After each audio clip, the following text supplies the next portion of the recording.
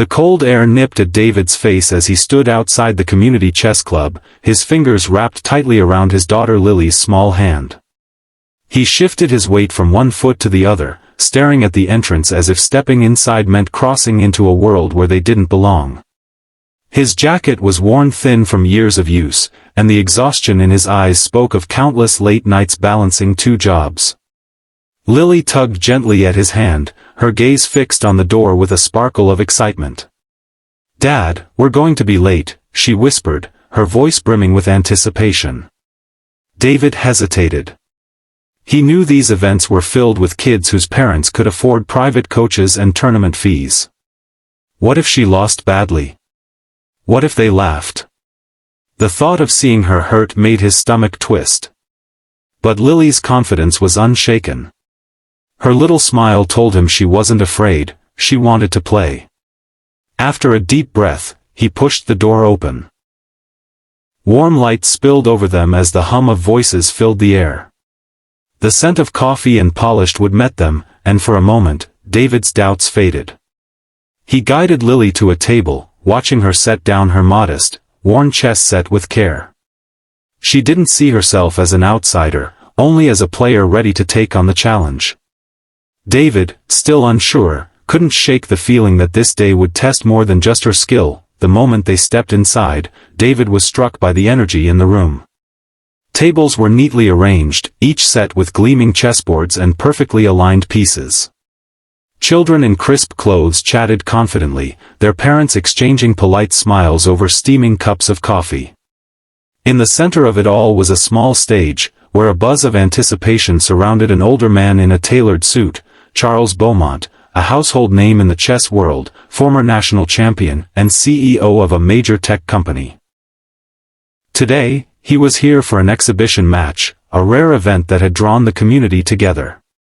As the organizer began calling out names for the matches, David hoped Lily would be paired with another beginner, someone her own age. But fate seemed to have other plans. "Lily Carter," the organizer announced, "you'll be playing against Mr. Beaumont." Heads turned. A ripple of surprise went through the room. David's heart lurched. This wasn't what he wanted. He pictured her struggling, maybe even crying, and the idea made him want to pull her away right then. But Lily didn't flinch. She stepped forward with quiet determination, her ponytail swaying as she approached the table. David followed slowly, his pulse racing, watching her sit across from the imposing figure. Mr. Beaumont gave her a kind smile, but his presence was still overwhelming. As she began arranging her pieces, her hands were steady, her eyes locked on the board. David stood behind her, torn between fear and pride, wondering what would happen next. The room grew still as the first game of the exhibition began. Lily sat straight in her chair, her feet barely touching the floor, while Charles Beaumont adjusted his cufflinks and studied her with a gentle curiosity. David stood a few steps back, his palms damp with nerves. Lily reached forward, but instead of moving a pawn, she slid a small, folded piece of paper across the board. Charles paused, eyebrows raised, then carefully unfolded it. The handwriting was uneven, the letters slightly tilted, but the words were clear. "My dad taught me to never give up.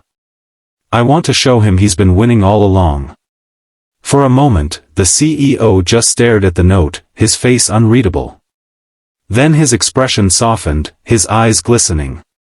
The board, the crowd, the event. All seemed to fade for him as he was swept back to memories of his own late father, a man who had once sat across a chessboard teaching him life through the game's quiet battles. He swallowed hard, blinking rapidly, but a single tear still slipped free. The audience exchanged puzzled glances, sensing something had shifted. David felt his throat tighten. He hadn't expected Lily to say anything, let alone something so deeply personal. Charles folded the note again, placing it gently beside the board. When he looked up, it wasn't with the measured gaze of a competitor, it was with the warmth of someone who had just been reminded of something precious. And in that moment, the game became about far more than winning. What began as a formal exhibition quickly transformed into something entirely different. Instead of opening with an aggressive move, Charles leaned forward and began explaining each of his decisions, offering Lily gentle guidance between turns. She listened intently, her eyes darting between the board and his face, absorbing every word. The match became a lesson, not a battle. The crowd, expecting a tense, high-level competition, slowly fell silent, realizing they were witnessing something far more profound. David stood at the edge of the table, his heart pounding, not from fear anymore, but from pride. Every time Lily made a move, Charles nodded approvingly, sometimes smiling as if she had surprised him. Occasionally, he'd share a tip or reveal a trick from his decades of experience, but always in a way that encouraged her to think for herself. The connection between them grew with each piece that moved. It was no longer the CEO and the little girl, it was two minds meeting over 64 squares, with mutual respect bridging the gap in age, status, and experience. By the time Lily delivered her final checkmate, the room erupted into applause. No one seemed to care who had technically won.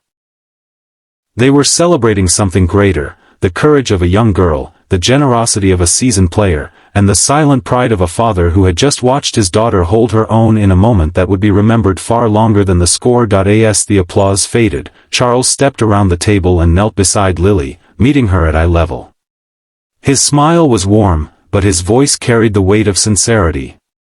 "You have a gift," he told her softly, "and it's not just chess. It's the way you make people feel." Lily's cheeks flushed, and she glanced toward David, who stood frozen, still trying to take in everything that had just happened. Charles reached into his pocket and pulled out a small envelope. "Inside is a scholarship to the best chess academy in the state," he explained, "and a personal invitation to train with some of the best minds in the game." Then, turning to David, his tone shifted. "I also have an opening at my company. Something that will let you spend more time with her." David blinked, unable to find the words. For years, life had been a constant scramble to keep food on the table, his dreams quietly pushed aside. Now, because of one morning, one brave decision, the future suddenly felt wide open. Lily slipped her hand into his, her eyes shining. "See, Dad? You've been winning all along," she whispered, echoing the words from her note. David's throat tightened, and he pulled her close, overwhelmed by a mix of gratitude and disbelief. As they stepped out into the crisp afternoon air, the world felt different, brighter, fuller.